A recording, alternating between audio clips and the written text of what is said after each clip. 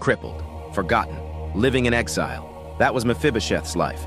He was the grandson of King Saul, the son of Jonathan, the very same Jonathan who was King David's closest friend. He was born into royalty, destined to grow up in palaces, not in hiding. But life took a sudden, devastating turn. When he was just 5 years old, news came that both his father and grandfather had been killed in battle. In the chaos, his nurse tried to carry him to safety, but she stumbled and fell. That one accident left Mephibosheth crippled in both feet. From that moment on, the boy who was once a prince became a forgotten man, living in exile in a place called Lo-Debar, a barren, desolate land whose name literally means no pasture.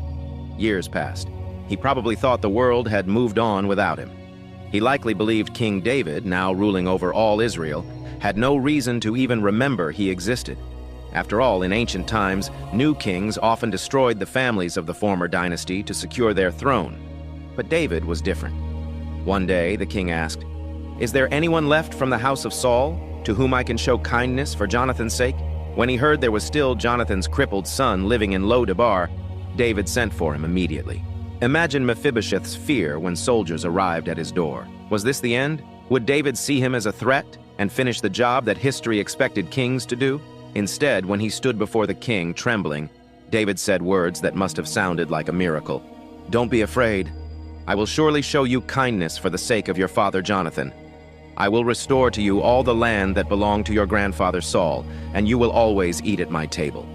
Just like that, the forgotten prince became an honored guest, dining daily at the king's table as one of his own sons. David didn't just spare his life, he restored his dignity, his inheritance, and his place of belonging. This is more than history, it's a picture of the gospel. Like Mephibosheth, we were broken, hiding and unable to save ourselves. We had nothing to offer the king except our need.